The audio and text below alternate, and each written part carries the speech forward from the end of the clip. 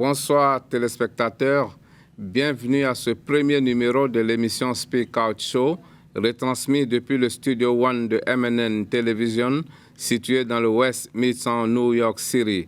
Avec nous sur ce plateau, il y a un homme de grande influence. C'est un cadre ivoirien de l'extérieur.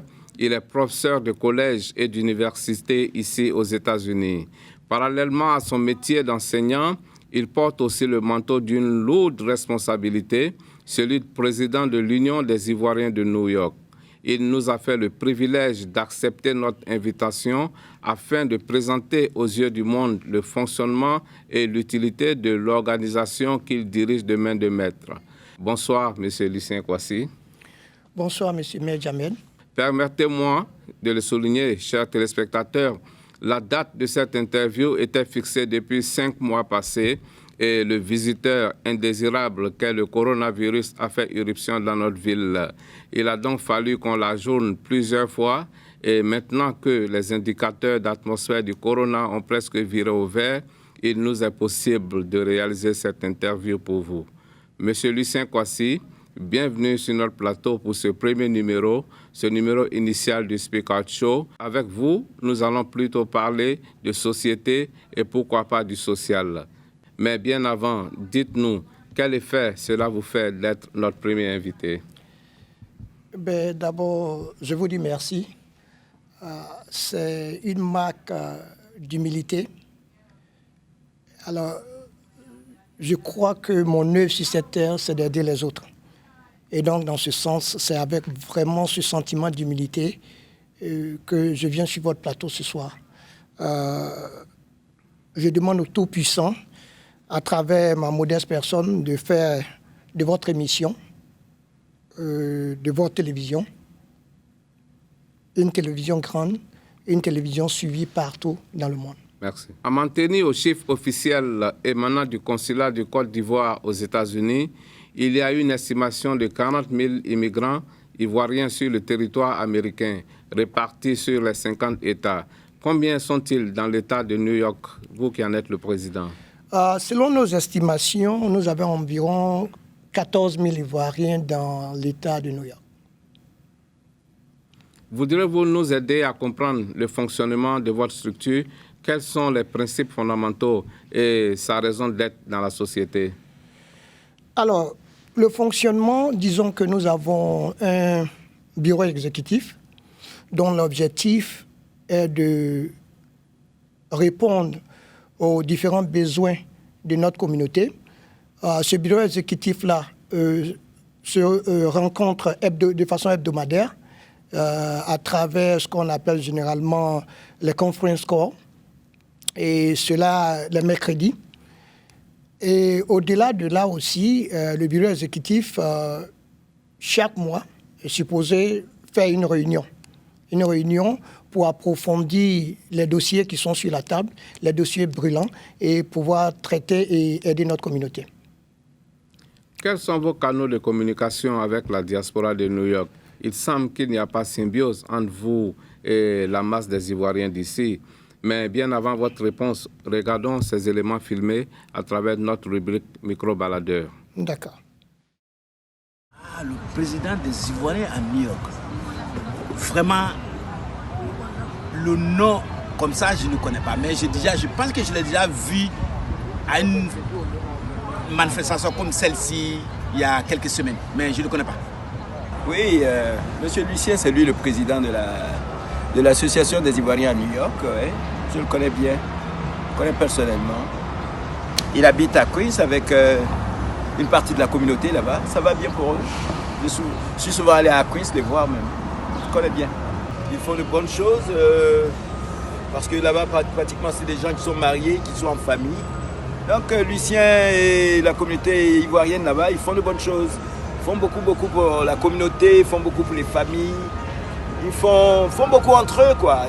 Ils travaillent beaucoup, tu vois. Ils travaillent, ils s'occupent des enfants, ils s'occupent des familles. Ils font même des soirées pour fundraising, des scholarships pour les enfants. Ils assistent les enfants souvent dans leurs travaux après école. Tu vois, ils font beaucoup. Lucien, c'est un vrai leader. Lui et ses amis, ils travaillent très fort pour la communauté ivoirienne à New York spécialement. C'est un homme qui est sans pareil, c'est un homme qui est vraiment très humble. C'est une personne même effacée. Si Lucien ne s'introduit pas à toi, que c'est moi Lucien Kouassi, je suis le président des Ivoiriens, tu ne sauras jamais que c'est lui qui est à côté de toi. Voilà ce qu'il est. Donc je crois que c'est une personne comme ça, il faut réellement. Dans une Côte d'Ivoire un peu, comment on dit ça, bazardée. Hein? C'est bien, Lucien c'est la personne qu'il faudrait réellement pour la présidence d'une association d'Ivoiriens, quoi. Ça marche. Je m'appelle Hachi Anissa, c'est mon nom. Enza Fofana, je suis un Ivoirien qui réside à New York plus de dizaines d'années maintenant. Je fais partie du membre de l'association des Ivoiriens de New York. Je le connais, mais pas réellement travailler avec lui. On s'est croisé une fois, le consulat avait organisé une réunion des intellectuels ivoiriens, comme des cadres qui sont dans les grandes entreprises ou bien qui ont des positions de leadership. J'ai été convoqué, j'ai participé à la réunion au niveau du consulat avec lui.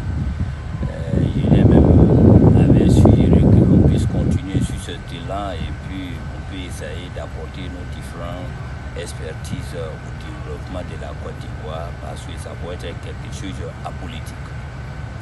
Maintenant, au niveau de l'UNI, je sais aussi qu'il est le président des Ivoiriens de New York et depuis un beau moment parce que le président est rentré au pays et n'est plus revenu. Donc lui étant le vice-président, premier vice-président, il assure l'intérim et il devient le président de l'UNI.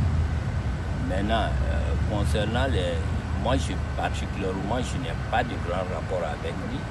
C'est quelqu'un que j'apprécie beaucoup personnellement. C'est un Ivoirien, il est compétent, il est intellectuel. Je pense qu'il a une qualité humaine qui respecte beaucoup de gens. Et moi, j'apprécie ça beaucoup. Voilà, je pense qu'il a des qualités. Maintenant, mais concernant la gestion de l'UNI, c'est ça au moins ce qui est un peu le problème parce qu'au niveau de l'UNI jusqu'à présent, les différents acteurs qui gèrent l'UNI, ça pose problème parce que les gens confondent l'association des Ivoiriens et puis nos idéologies politiques.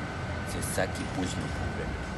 Et je pense que le président a beaucoup de travail à faire dans ce domaine parce que quand vous prenez des militants cachés des partis politiques, les intégrer au niveau d'une association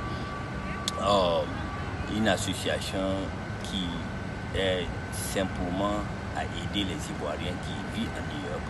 Donc il faut qu'il y ait des garde-fous pour dire à chacun, même s'ils sont des différents partis politiques, mais que les gens ne viennent pas ici pour faire la politique. Maintenant, aujourd'hui, ça fait maintenant plus qu'un an qu'on devrait organiser une assemblée générale, mais jusqu'à présent, ça n'a pas été fait. Il y a eu des différentes réunions dirigées même par le consulat pour pouvoir mettre les textes, mais ça n'a pas abouti à quelque chose jusqu'à aujourd'hui. La crise pandémique est venue. Bon, je ne sais pas, mais c'est la chose que moi je reproche un peu à notre président. Moi, je pense que ce problème vient de lui et puis de son équipe. Mais la seule chose que j'ai apprécié d'abord, dernièrement, on a créé au moins un forum des Ivoiriens. Et cela, ça nous permet de communiquer entre nous et puis de faire les annonces. Je pense que ça, c'est quelque chose qui est important. Mais au niveau de là, parce qu'au niveau des États-Unis, à New York, il y a plus d'Ivoiriens qu'ailleurs. On pourrait s'organiser mieux que ça. On pourrait faire même des journaux, on peut mettre les journaux en place, on peut même créer même une radio, tout est possible. Mais le gros problème que le président a, parce que c'est la gestion des hommes, comment avoir une équipe crédible en place et qui sont loin de la politique. Mais le président, s'il peut trouver solution à ces problèmes-là, essayer d'éduquer ou bien voir des gens au moins qui peuvent être là, qui ont leur tête, qui ne feront pas trop proche de la politique, je pense qu'il peut faire un bon travail. Mais tant qu'il s'est fait entourer par les politiciens, même si lui, il ne montre pas réellement qui il est au niveau de la politique, oui, mais les gens qui l'entourent, c'est les gens qui sont marqués politiquement. Et quand c'est comme ça, c'est difficile pour lui que les gens puissent l'entendre. Mamoudou Cissé, originaire de Sokoro, résident à New York depuis 1994. Je suis beaucoup l'UNI et je suis très déçu. Je suis membre de l'UNI, j'ai ma carte de l'UNI depuis la création de l'UNI. Kramo a été le premier président et après il a laissé à Lucien aujourd'hui. Bon, je suis vraiment déçu de leur gestion de l'UNI parce que je peux dire que toutes les autres communautés sont, avant l'UNI aujourd'hui, sont mieux organisées que l'UNI. Souvent, je vais sur la page WhatsApp poser des questions, par exemple, demander seulement le nom des membres du bureau. On ne peut pas me le dire parce que je ne sais pas pourquoi. Ce que je vois seulement, les actions que je vois de l'UNI, c'est seulement organiser les balles de fin d'année. Nous n'avons plus besoin de balles de fin d'année. Aujourd'hui, aux États-Unis, ici, avec le 501c, Non-Profit Organization, tu peux avoir beaucoup d'aide. Il y a des milliards qui ont été votés pour les non-profit. J'aimerais savoir qu'est-ce que l'UNI a fait pour les ressortissants de la Côte d'Ivoire qui résident ici à New York. Je n'ai pas appris qu'ils ont réalisé, c'est pour cela que je pose la question. J'ai vu moi-même, j'ai aidé la communauté et puis bon, on voit aussi que les autres communautés comme la communauté burkinabé, sénégalaise et autres ont aidé leur communauté. Mais je n'ai rien entendu de l'UNI. Passé ça, et ça fait déjà plus de 4 ans que le président est là, il n'y a pas d'élection. À quand l'élection et pourquoi il n'y a pas d'élection?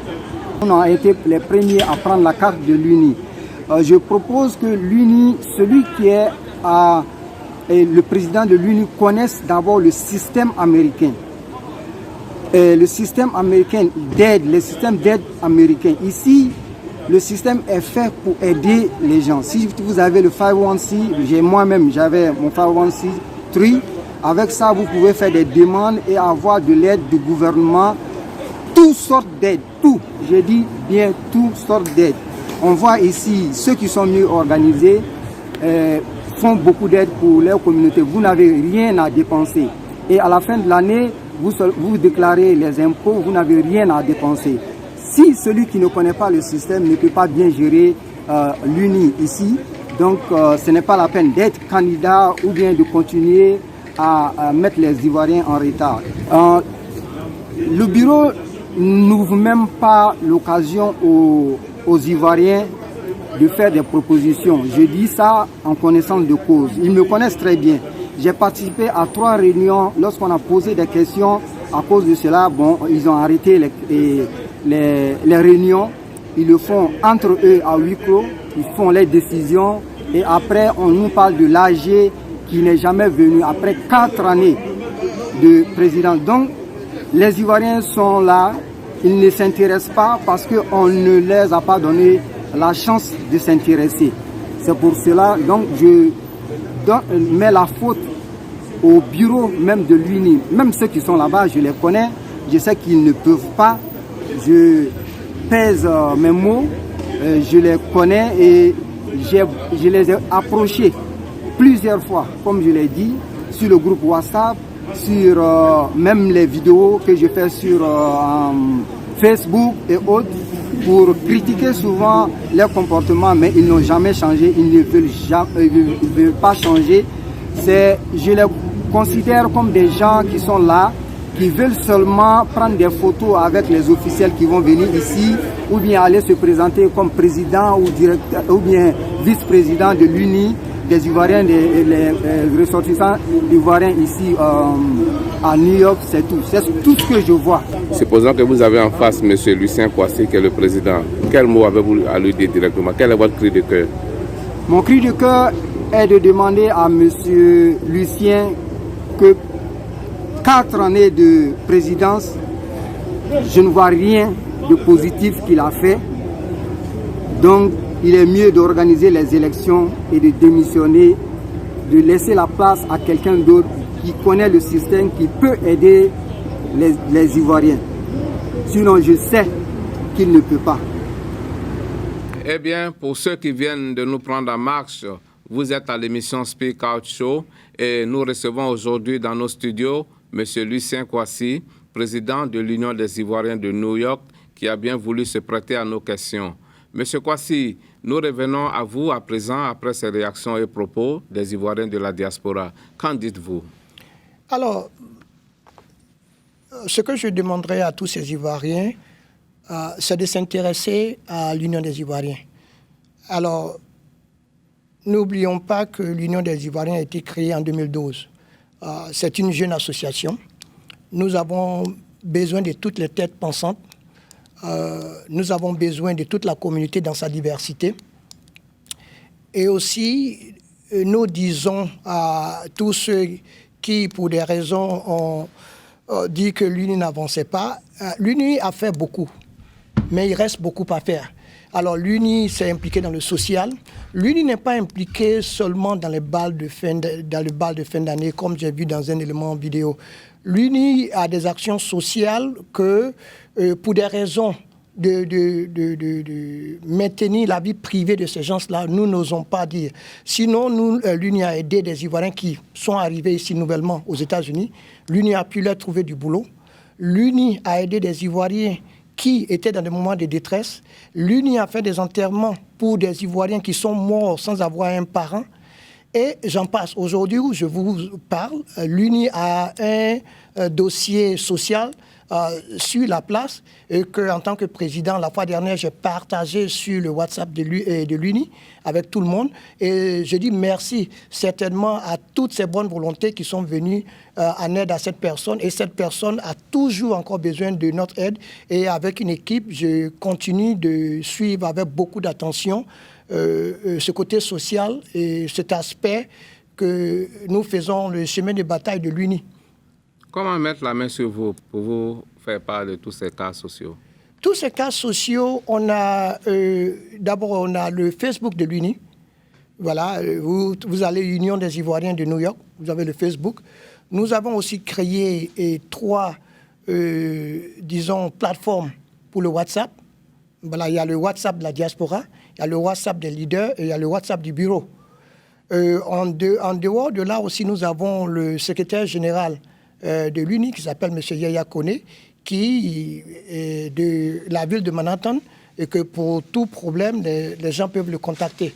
Voilà, j'ai mon numéro, que je peux donner mon numéro personnel, c'est le 917 717 91 34.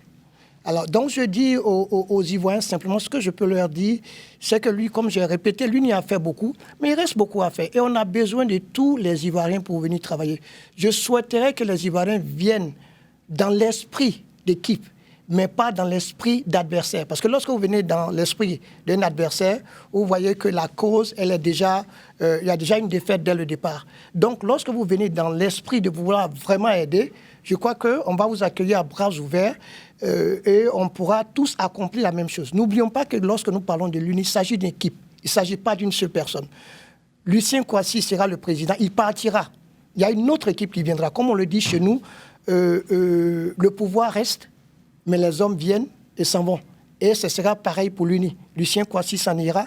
Il y aura une autre équipe qui viendra travailler. Combien de temps ça prend un mandat? Un mandat, c'est 2 ans. Renouvelable une seule fois. J'ai entendu dire que ça fait 4 ans que vous êtes là. Oui. Bon, ils ont dit 4 ans parce que à un moment, lorsque le président Fofana était là, disons que l'idée qui a été donnée dans la communauté est que les 2 ans n'étaient pas assez. Parce qu'ils ont dit, vous les gens de New York, vous êtes compliqués, le temps que le président prenne fonction, qu'il devienne président, déjà il y a 1 année qui est passée. Donc, Fofana est le tout premier président de l'UNI. Il est le tout premier président. Avant l'UNI, existait-il une association des Ivoiriens à New York? Non, M. Medjamed, c'est en cela que je veux qu'on puisse renchérir. L'UNI n'est pas parfaite en tant qu'association. Mais si les Ivoiriens se rappellent, il n'y avait pas d'association. Les associations que j'ai eu à entendre dans les volets que vous avez pu faire passer, micro-trottoir, ce sont des associations qui sont elles-mêmes divisées. Aujourd'hui, si vous demandez aux Maliens, il y a 2 associations de Maliens, à ce que je sache.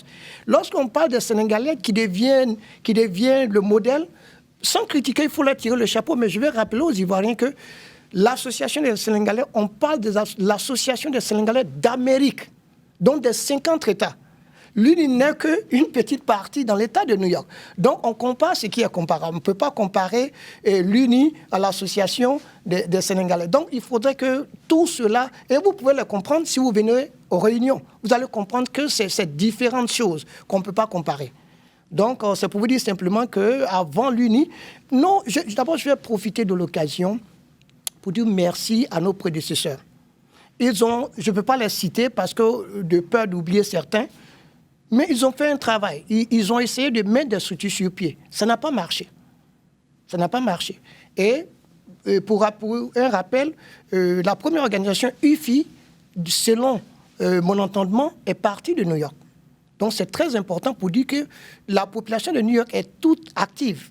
Aujourd'hui, je vais rappeler à tous les Ivoiriens qu'en dehors de l'UNI, nous avons une 40aine d'associations que dans certains États, ils appellent infragroupes. C'est-à-dire que nous avons des associations régionales, nous avons des associations de quartier, nous avons des associations de régions.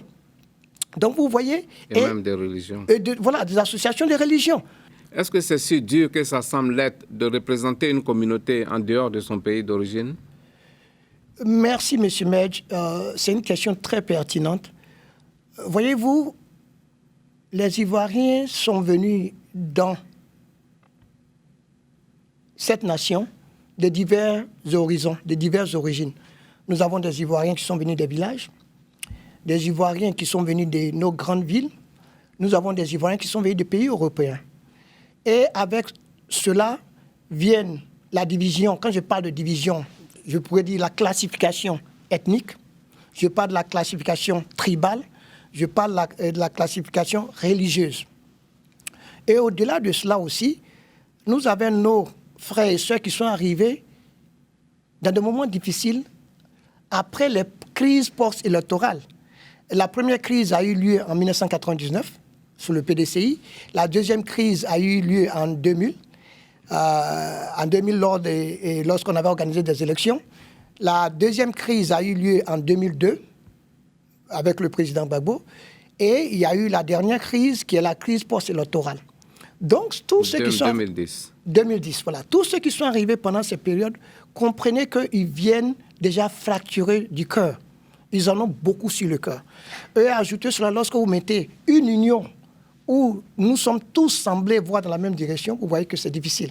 Et donc, la réponse, oui, absolument. Il est difficile de gérer une communauté. Mais j'ai foi. J'ai foi parce que nous avons une autre jeunesse. Nous avons une jeunesse dans les éléments filmés que vous avez présentés. Je ne vais pas citer son nom, mais si je peux le citer, M. Enza Fofana a mentionné le fait qu'effectivement, la religion et la politique nous divisent. Et pour la plus grande partie, je pourrais dire plus de 50%, c'est la politique qui nous divise, en dehors des problèmes de personnes. Il faut reconnaître que nous avons eu des aînés qui ont eu des antécédents. Et ces antécédents, lorsqu'il y a des réunions de l'UNI, on les découvre. Vous voyez? Et donc, c'est difficile. Mais je suis quelqu'un qui a toujours foi. Comme on l'a dit, impossible n'est pas ivoirien. Et je crois fermement en cela. Comme les Américains le disent, seul, pour paraphraser, seul le ciel est la limite. Les Ivoiriens sont intelligents. Ils ont beaucoup, et j'ai foi. Aujourd'hui, les gens pensent que les Ivoiriens ne sont pas unis. Non, les Ivoiriens sont unis. Demandez à toutes ces régions que vous avez citées, le Malien, ils vont vous citer un exemple des Ivoiriens, plus le contraire.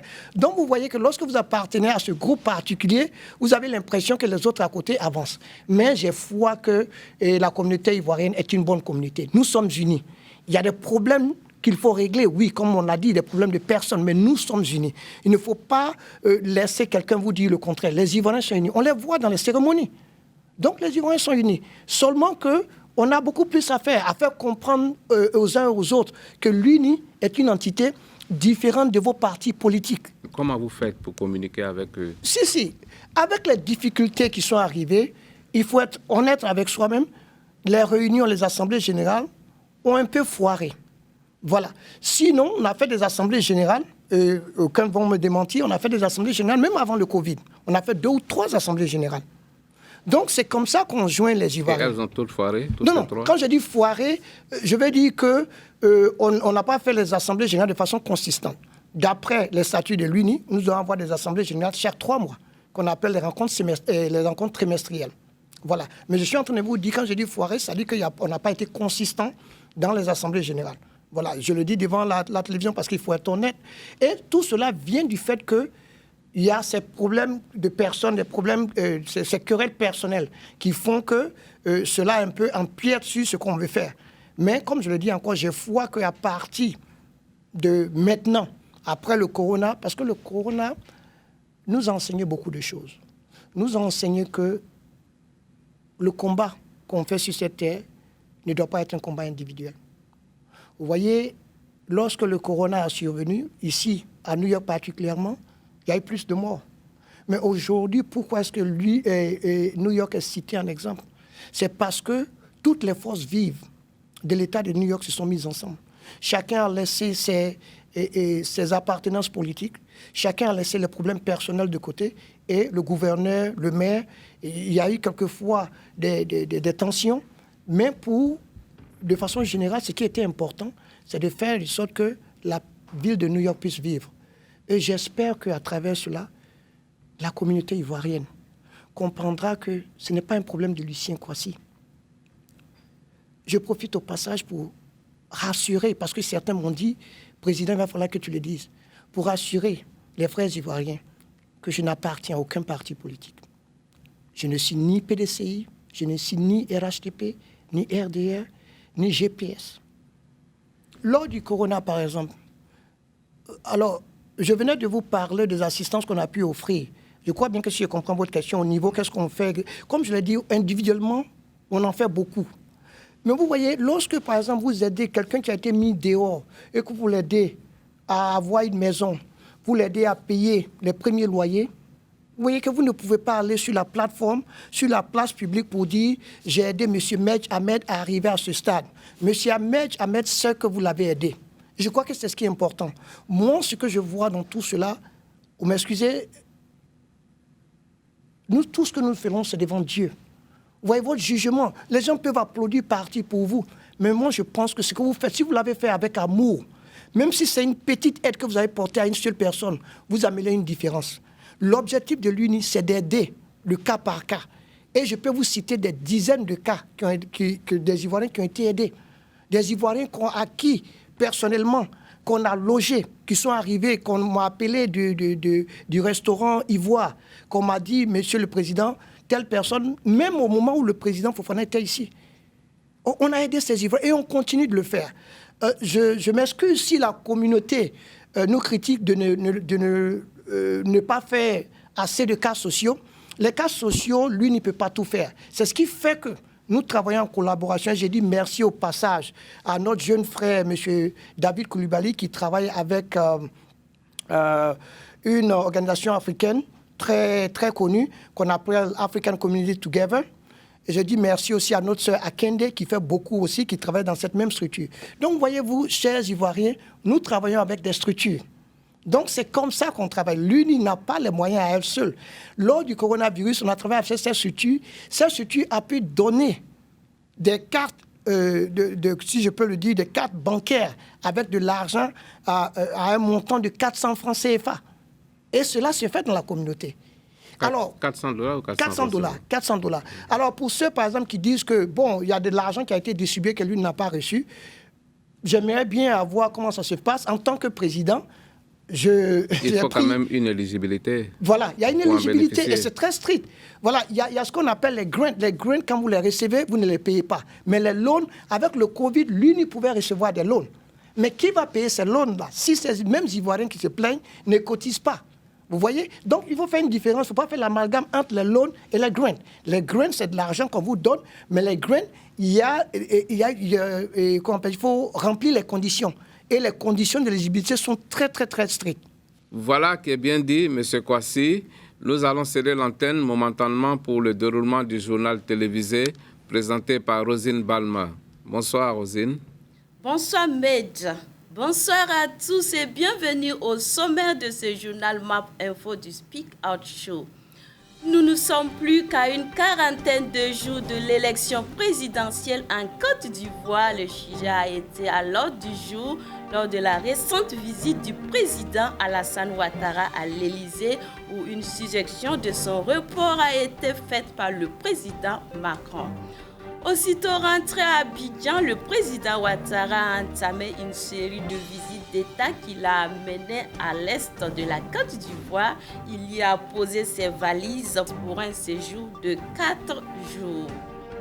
Quant à l'ancien président Arikona Bédié, 86 ans et candidat du PDCI, premier parti politique de Côte d'Ivoire, son investiture pour l'élection d'octobre 2020 s'est faite le samedi dernier à Yamoussoukro.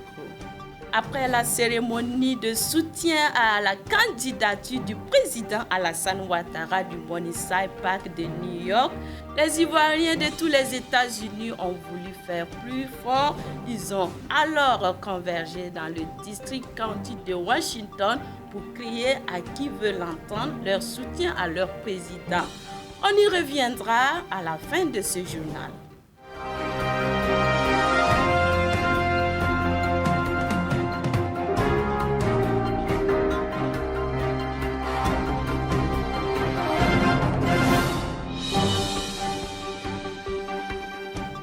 Le président Emmanuel Macron a reçu dans les murs de l'Élysée son homologue ivoirien Alassane Ouattara pour un déjeuner de travail dont l'axe central était porté sur le report de l'élection présidentielle. Plus de détails avec Meït. La vision du président Macron lors de la visite officielle du président Alassane Ouattara à l'Élysée était d'abord économique. Elle tendait aussi vers un report de la présidentielle en Côte d'Ivoire. Selon l'Élysée, il souhaiterait entamer une démarche à dissuader Alassane, Gbagbo et Bédié à ne pas poser de candidature à ce scrutin crucial vers lequel se dirige la Côte d'Ivoire. La suite, nous la connaissons tous. Désormais, Alassane et Bédié sont candidats, Laurent Gbagbo également, sauf que le dernier cité a été recalé par la plus haute instance judiciaire. Le Conseil constitutionnel a jugé donc que le président Gbagbo, étant déjà sous le coup d'une condamnation en Côte d'Ivoire, cela lui retirait et son droit de vote et celui d'une quelconque candidature. Ses partisans s'en offusquent. Je viens d'écouter très attentivement la déclaration du président du Conseil constitutionnel sur les candidatures aux élections présidentielles du 31 octobre 2020. Sur 44 candidats, seuls 4 ont été retenus. Et M. Gbagbo Laurent nous parle de la radiation sur la liste électorale. Il faut que nous nous asseyions tous pour revisiter les modalités de ces élections. Nous voulons des élections justes, des élections consensuelles, des élections apaisées. Mais pour cela, il faut payer le prix.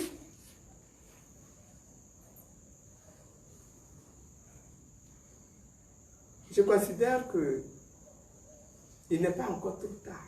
Moronou, Ara et Bongouanou sont 3 villes de l'Est de la Côte d'Ivoire. En 60 ans d'existence, aucun chef d'État ivoirien n'y a effectué de visite d'État. Le président Ouattara a brisé ce mythe. Reportage. C'est à Bongouanou, centre-est de la Côte d'Ivoire, région du Moronou, que s'est effectuée la 30e visite d'État du président ivoirien Alassane Ouattara le 9 septembre dernier. Les populations formées de cadres, opérateurs économiques, élèves, étudiants, notables et chefs coutumiers n'ont pas voulu se faire compter cette visite historique qu'ils attendaient depuis plus de 60 ans. Appelée la première boucle du cacao, matière première de la Côte d'Ivoire, de par sa richesse agricole, cette région peuplée par les animaux morofouets s'étend sur plus de 6670 km². près d'un an que la population de Morono est prête pour recevoir le président de la République. Vous vous rappelez que, contrairement aux autres régions, c'est la population elle-même qui a demandé au chef de l'État d'effectuer cette visite. Et comme on le dit chez nous, lorsque vous appelez quelqu'un pour venir chez vous, vous ne lui demandez pas les nouvelles. Vous savez pourquoi il est là. Je pense que ce sera une visite inoubliable dans la mesure où c'est la première fois que presque toute la population reçoit un chef d'État en mode visite d'État. Nous attendons beaucoup au président de la République dans le développement de notre région. Pour une première fois dans l'histoire de la Côte d'Ivoire que un président arrive dans le Morono, c'est une grande joie. Donc pour cela, je vois une grande mobilisation. Je dis oui au président de la République, Alassane Ouattara. Pour son arrivée, nous sommes dans la joie et que le Seigneur veille sur lui. C'est ce jour qui va passer ici à Bongouanou, en bateau Ara, qui soit dans la main du Seigneur.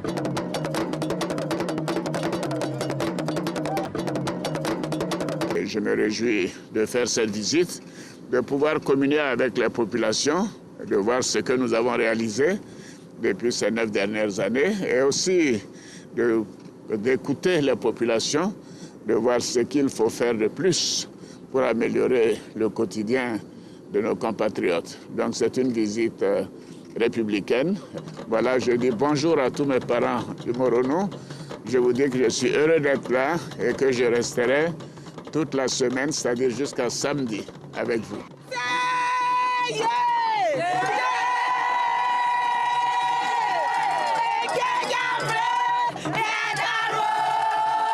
Il n'a fallu que quelques heures après l'arrivée du président pour que les doléances pleuvent. Nous avons des problèmes d'eau. On sert quartier par quartier selon les zones. Nous avons un hôpital qui n'est pas totalement équipé. Le peuple a entamé la construction de la cour royale. Si le président peut nous donner un coup de main pour l'achèvement, nous lui serons infiniment reconnaissants.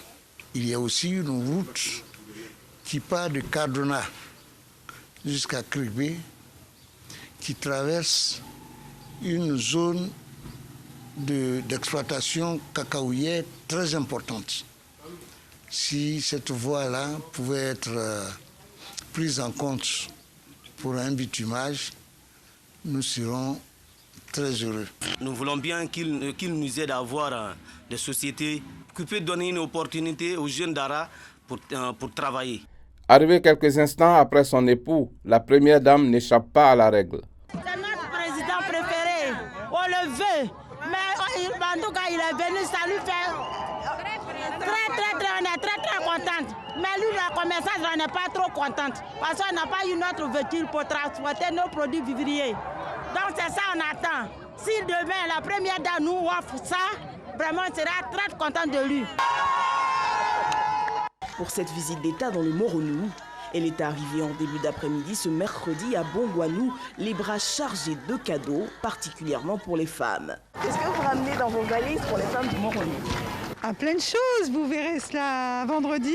Mais en tout cas, je suis très heureuse d'être dans le Morono et aujourd'hui à Bongouanou. Vraiment, très heureuse. Comme prévenu, la première dame est sur ses marques. Elle débarque avec une bagatelle de 500 millions de francs CFA. Cela comprend du matériel agricole, des appareils électroménagers et des équipements pour salons de coiffure et de couture. À cela s'ajoutent des chèques pour aider les petits business d'un montant de 1 million, pour ne citer que cela. Oui, je l'aime beaucoup même. Pourquoi vous avez le président? Je l'aime parce qu'il est réaliste. Il fait le développement de la Côte d'Ivoire. Nous sommes les témoins privilégiés de ces faits. Le président Konabedi a été investi candidat de son parti politique, le PDCI-RDA.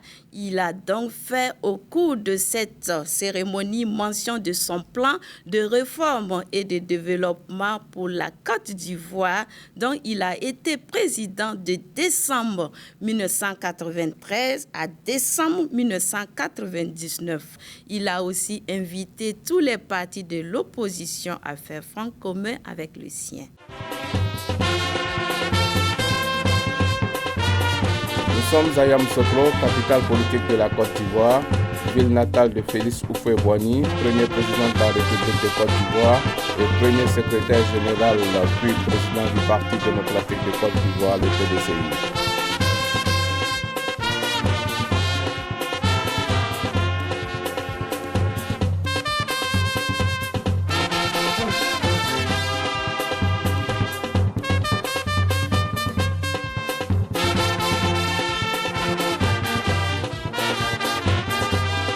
C'est ici, dans cette ville symbolique où repose Houphouët-Boigny, que le président Henri Konan-Bédié, actuel chef du PDCI, et les dignitaires de ce parti ont opté à faire son investiture, comme pour solliciter les bénédictions du père fondateur du PDCI.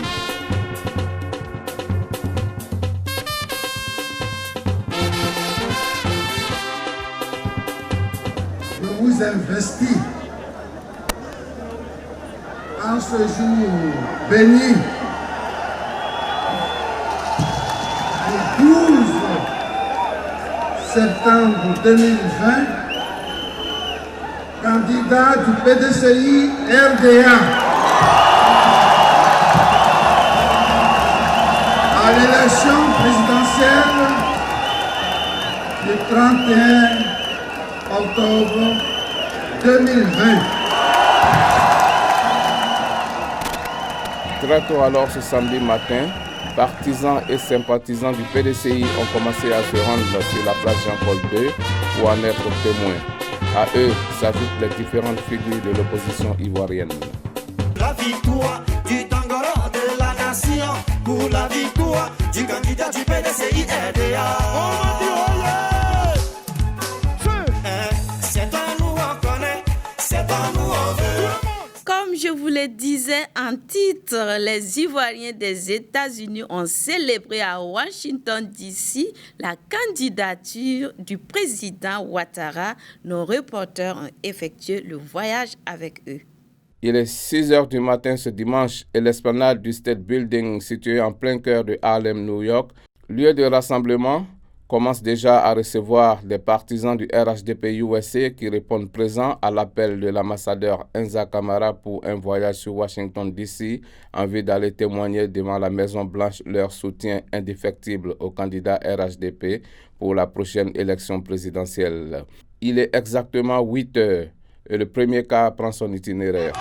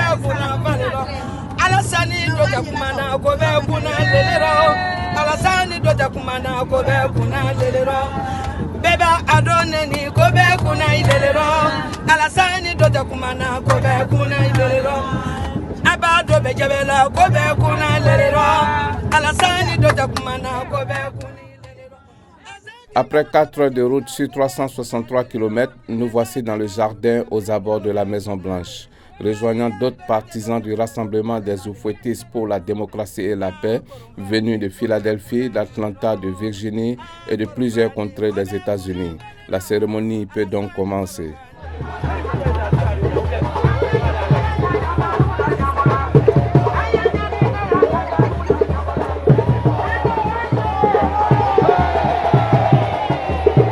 Nous sommes à la Maison-Blanche en train de marcher pour le soutien de Ado.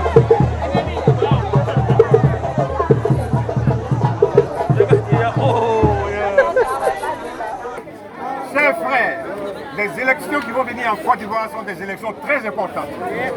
Alors, ici, ils sont massivement pour voter notre candidat. Ce candidat n'est autre que Alassane Dramane Ouattara. Écoutez, please. Il n'a plus rien à prouver en Côte d'Ivoire. Quand on regarde la Côte d'Ivoire d'aujourd'hui, les infrastructures qui ont été faites en Côte d'Ivoire, Ado a complètement changé le visage économique de la Côte d'Ivoire. Il a apporté tout ce qu'il devait faire. Pendant 4 ans, pendant tous ces 2 mandats, ce que Ado a apporté, aucun autre président ne l'a apporté, à part Houphouët-Boigny. Alors, ne restons pas en marge de l'histoire. Alors, sortons massivement pour voter notre candidat. Je vous remercie. Ok, comme nous le savons tous, les élections auront lieu le 31 octobre 2020. Et il y a aussi des opposants de taille tels que Henri Konan Bédié, Kakabe et autres. Est-ce que vous n'avez pas peur pour un deuxième tour? Non, mais en question de deuxième tour, nous n'avons pas peur parce que tout part par le bilan. Alors, si on doit comparer le bilan de Henri Konan Bédié pendant le temps qu'il a passé à la tête du pays, avec le petit temps que le président, son Excellence Alassane Draman Ouattara a fait, je pense qu'il n'y a pas de débat. Quant aux infrastructures, l'eau, le courant, le barrage, on ne peut pas rentrer dans toutes les listes, les différents CHU et universités. Bon, je pense qu'il n'y a pas lieu de faire débat, donc nous sommes tous pour la continuité. Tant bien que d'aucuns le disent qu'il a du poids, mais je ne pense pas qu'il fera marche, quoi. Ça sera un coup KO, quoi. Ça, il n'y a pas... donc vous êtes sûr qu'il n'y aura pas de deuxième tour? Mais je dis, tout part par le bilan, pour tout Ivoirien conscient du développement et de la continuité du développement et la continuité de la construction de ces infrastructures dans le pays. Je pense qu'il n'y a pas lieu de poser la question. Yes, notre président Ouattara,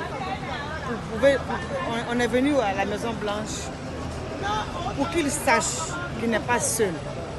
Pour qu'il sache qu'on va être toujours derrière lui.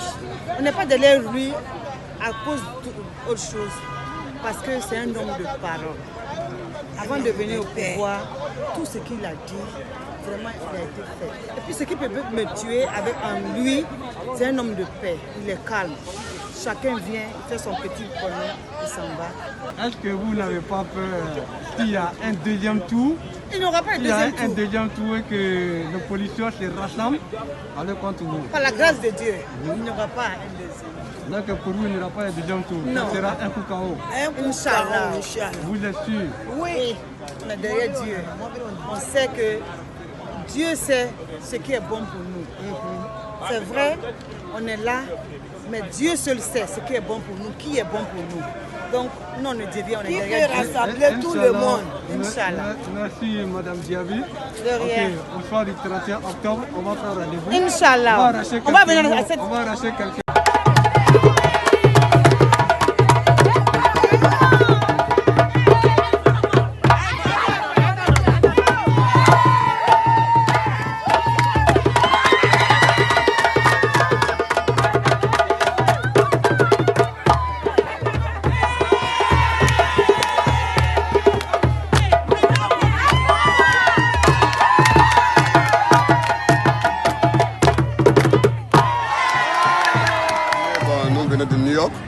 Partout à New Jersey, Baltimore. On s'est regroupé ainsi aujourd'hui à la Maison Blanche pour venir soutenir le président Alassane Ouattara. Donc c'est le RHDP qui est là aujourd'hui. En ensemble, et vous savez que les élections approchent, donc c'est la pré-campagne. Donc nous sommes là aujourd'hui pour soutenir notre président, pour lui dire que nous sommes avec lui aujourd'hui, hier, aujourd'hui et puis demain. Voilà. Il n'y a pas d'adversaire de taille. Voilà, c'est un coup KO, ça sera un coup KO, donc tout le monde le sait. Voilà. Et vous êtes sûr qu'il n'y aura pas de deuxième tour?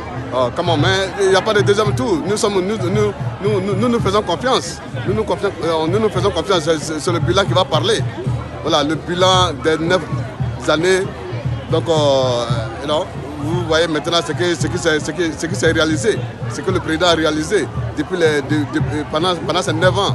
Donc, on ne tape pas pour tout, quoi.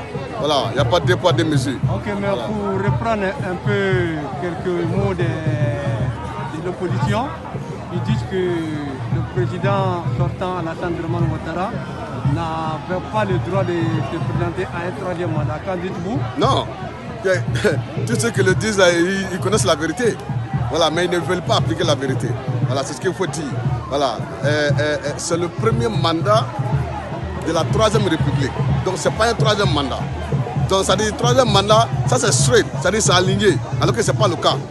Donc nous sommes dans la Troisième République et c'est le premier mandat de la Troisième République. Donc c'est ce qu'il faut comprendre. Puisqu'on a changé de République, donc c'est un nouveau mandat qui commence. Voilà, c'est un nouveau mandat qui commence.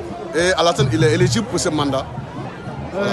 Je pense que nous allons nous retrouver au soir du 31 octobre 2020. Inch'Allah, il n'y a pas de problème. Ça sera un coup KO et vous allez voir les résultats. Ok, on verra, Inch'Allah. Voilà, merci beaucoup.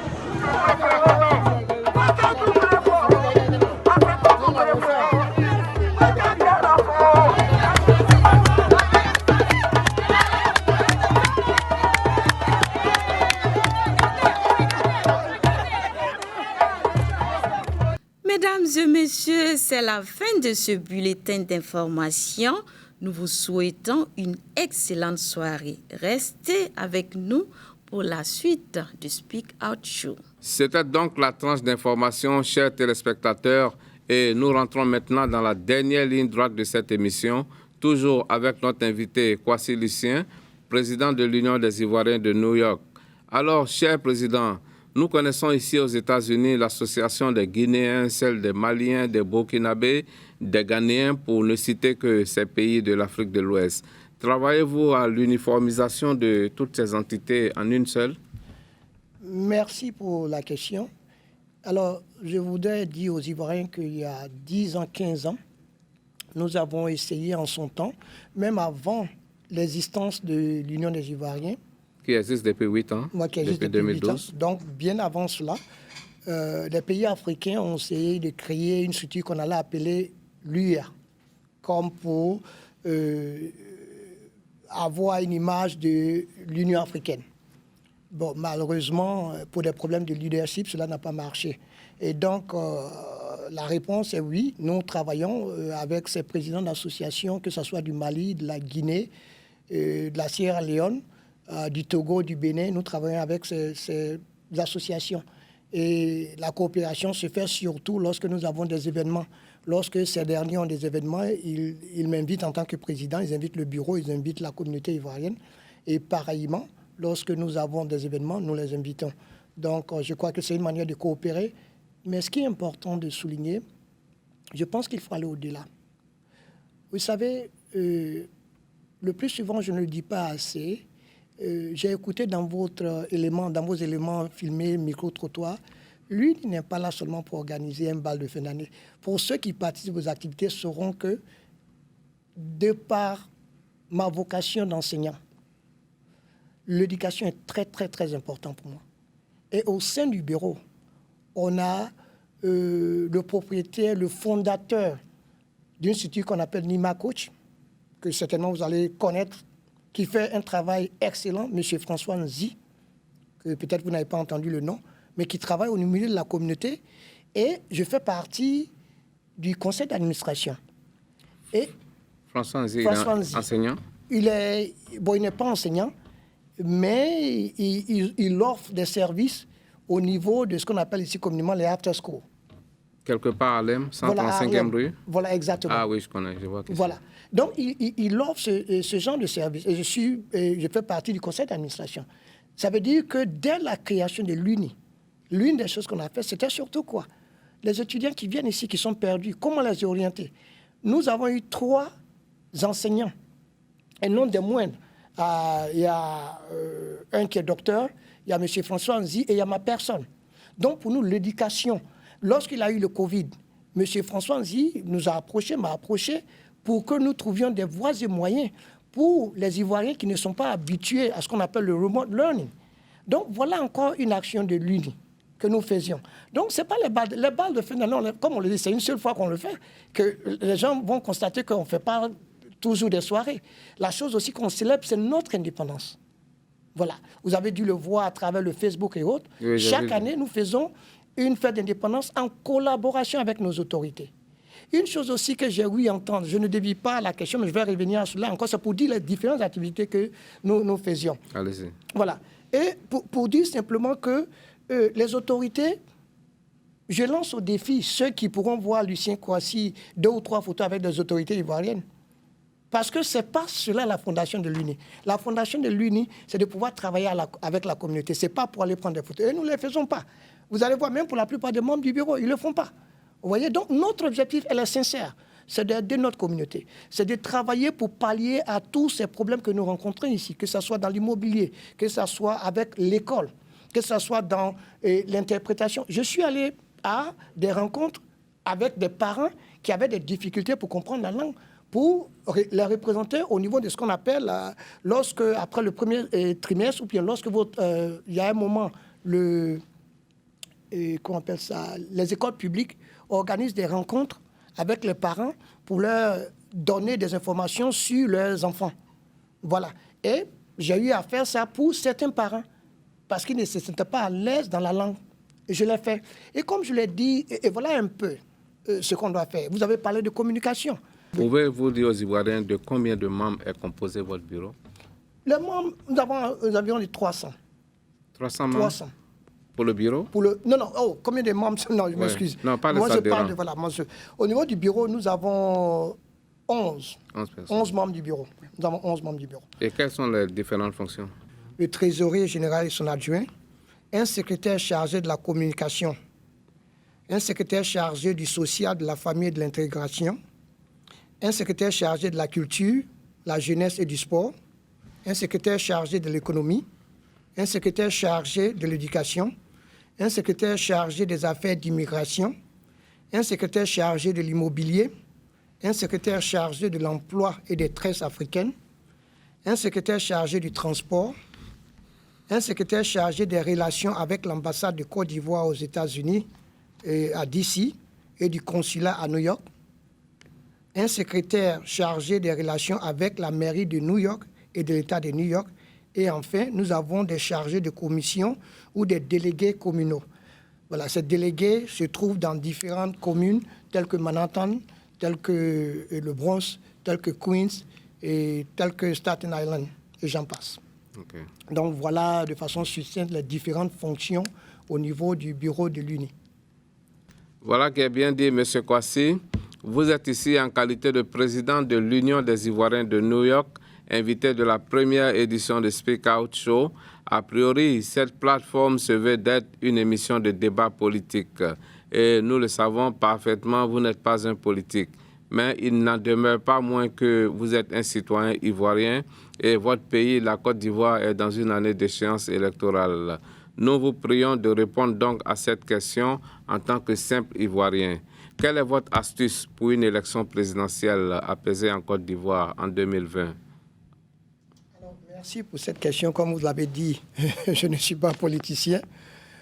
Alors, l'astuce ici, d'abord, si vous me permettez de faire quelques remarques avant de répondre à cette question. Et dans la même lignée, auriez-vous un message à émettre sans faux fuyant aux acteurs politiques?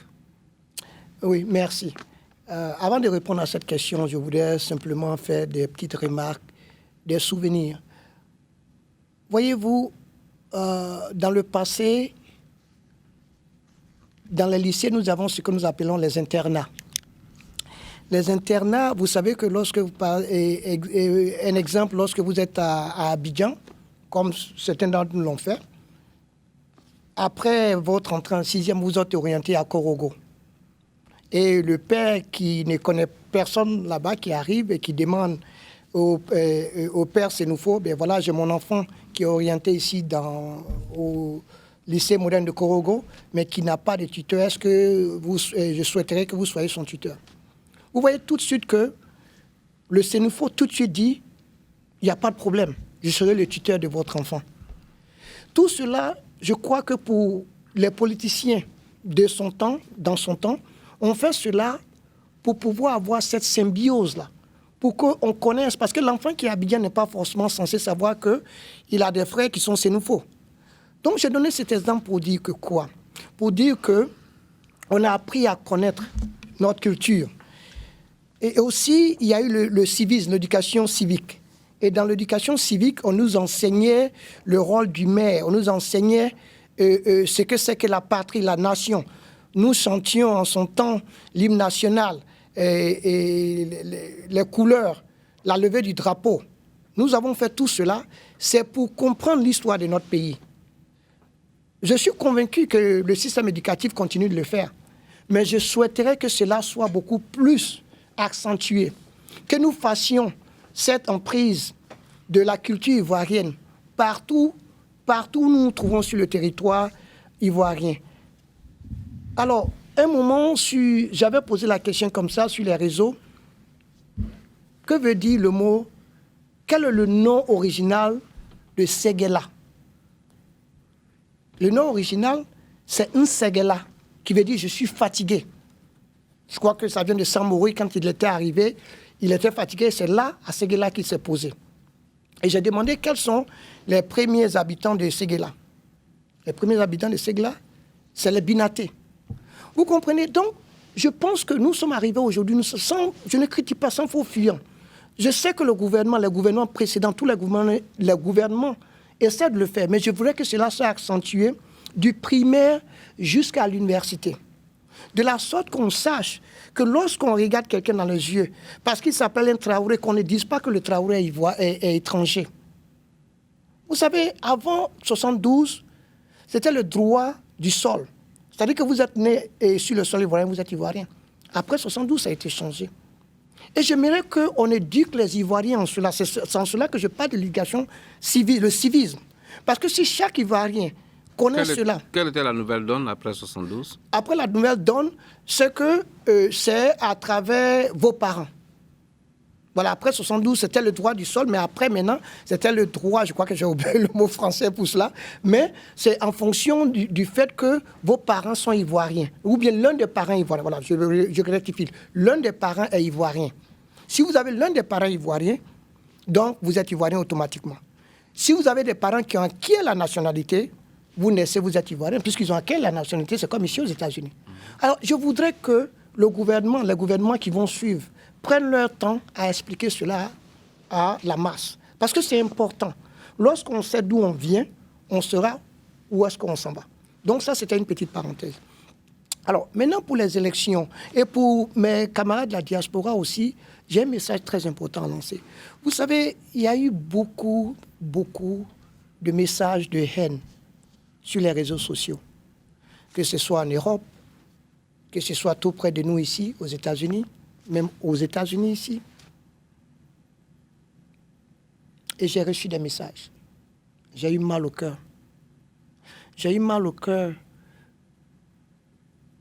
de savoir qu'on disait, qu'on a donné des messages aux Ivoiriens de s'entretuer, de prendre des machettes pour s'entretuer. J'ai eu mal au cœur. J'ai pleuré. Si vous permettez, au nom de ceux qui ont perdu leur vie. Je crois que le nombre est chiffré à 26. Si vous permettez, M. Maï Djamet, qu'on pose 1 minute de silence en la mémoire de ces gens qui sont décédés. Absolument. Et aussi pour ceux qui ont été blessés, pour que le Tout-Puissant fasse qu'ils soient rétablis. Donc, si vous permettez. Amen.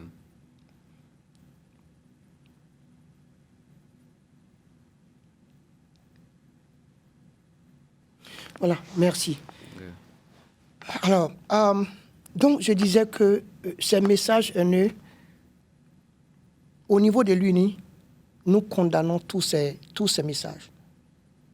Quel que soit le parti politique d'où ça vient, quelle que soit la provenance. Il est impensable de demander à un être humain de découper un autre être humain. Quelle que soit sa provenance. Cela n'a pas sa place dans une société. Quand nous parlons de démocratie. Alors, revenant aux élections elles-mêmes, mon cri de cœur, c'est un appel aux retenus, l'apaisement de chacun de nous. Vous savez, c'est la raison pour laquelle les Européens, comme on le dit chez nous, les Blancs, on dit que c'est un jeu démocratique. C'est un jeu. Aujourd'hui, nous avons le président, et je souhaite pour les Ivoiriens qu'on ne vote pas la personne, mais qu'on vote les idéaux. Quel est le programme de gouvernement de chaque candidat? En quoi, en tant qu'Ivoirien, cela me bénéficie?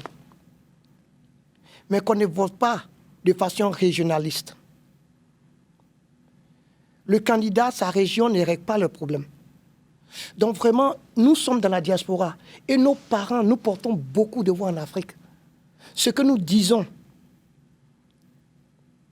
nous sommes sans ignorer l'impact que cela a sur nos frères restés au pays. Pour finir, comme je le dis encore, comme le disait le président Houphouët-Boigny en son temps, il a dit si bien, la paix, ce n'est pas un mot, ce n'est pas un simple mot, mais un comportement. Et il a aussi dit, le dialogue, vous m'avez posé la question tout de suite, je souhaiterais qu'entre ces ténors de la politique ivoirienne, qu'il y ait un dialogue. Même quand les Ivoiriens pensent que ce n'est pas possible, il faut un dialogue. Parce qu'il a dit, le président Houphouët-Boigny l'a dit, on pourrait épargner la vie des gens, on pourrait épargner et les pertes en vies humaines et les pertes en matériel si on opte pour le dialogue. Parce qu'à la fin de cette tuerie, qu'est-ce qui va rester? Parce qu'avec le tuerie, on ne sera jamais d'accord. Mais à la fin, il faudrait qu'on s'asseye. Et lorsqu'on s'assoit, de quoi on parle? On parle du dialogue. Donc, le dialogue peut économiser les vies humaines et aussi les infrastructures. Les vies en matière d'infrastructures, de matériel. Donc, encore pour me répéter, puisqu'on dit que la répétition est pédagogique, je demande la paix. Et surtout, aux religieux de prier pour notre pays. Et avec les religieux, la population ivoirienne, de prier beaucoup pour qu'il y ait la paix. C'est ce message que je pourrais lancer aux politiciens, qu'ils puissent se parler, quel que soit. Il faudrait que vous voyez, quelque part dans la vie, il faut laisser de côté son orgueil. Il faut pouvoir être humble. Je crois que l'humilité manque beaucoup aux Africains. Il faut être humble et s'asseoir pour dire... Parce qu'à la fin, il ne s'agit pas de savoir qui a raison ou qui a tort. Il s'agit de l'avenir de la Côte d'Ivoire. Et si nos prédécesseurs font ce qu'ils ont à faire, et je suis toujours convaincu que la Côte d'Ivoire aura un avenir radieux. Elle l'aura, mais on peut éviter les pertes en vies humaines. Donc il va falloir avoir recours au dialogue. Je vous remercie. Quand je vous écoute parler, M. Lucien Kouassi, j'ai l'impression que vous êtes un peu sceptique quant à l'élection présidentielle qui se fera bientôt. Mais on n'en dira pas plus, car ce n'est pas pour cela que vous avez répondu à notre invitation dans ce studio. Les spécialistes viendront en parler sous peu. Entre autres, j'avoue que vous m'avez laissé une bonne impression de votre personne, car vous m'avez affiché l'image d'un homme optimiste de nature. Pour finir, qu'est-ce que les téléspectateurs de New York et en l'occurrence les Ivoiriens qui y résident devraient retenir de votre passage sur ce plateau télé? Alors, je vous dis merci. Plus au contraire, je vous dirais, M. Medj Ahmed, que je suis très optimiste quand il s'agit des élections. C'est une conviction personnelle parce que je me dis que tous ces leaders feront un dépassement de soi-même. Donc, j'ai foi. J'ai foi pour la Côte d'Ivoire. Alors, en ce qui concerne mon passage sur votre plateau, je voudrais que, dans un premier temps, qu'au niveau de l'État de New York, que les Américains, les Africains retiennent que la Côte d'Ivoire a sa partition à jouer dans cet État de New York. La Côte d'Ivoire est un pays sur lequel il faut compter dans l'avenir, que ce soit du point de vue de l'éducation, de la technologie, des recherches, que ce soit du point de vue de la culture, que les téléspectateurs américains et africains retiennent cela. Car comme je vous le disais tantôt, impossible n'est pas ivoirien. Pour mes vrais Ivoiriens en particulier, je dirais la chose suivante. Vous savez, lorsqu'on doit construire une maison, il y a le socle de la maison qu'on doit bâtir.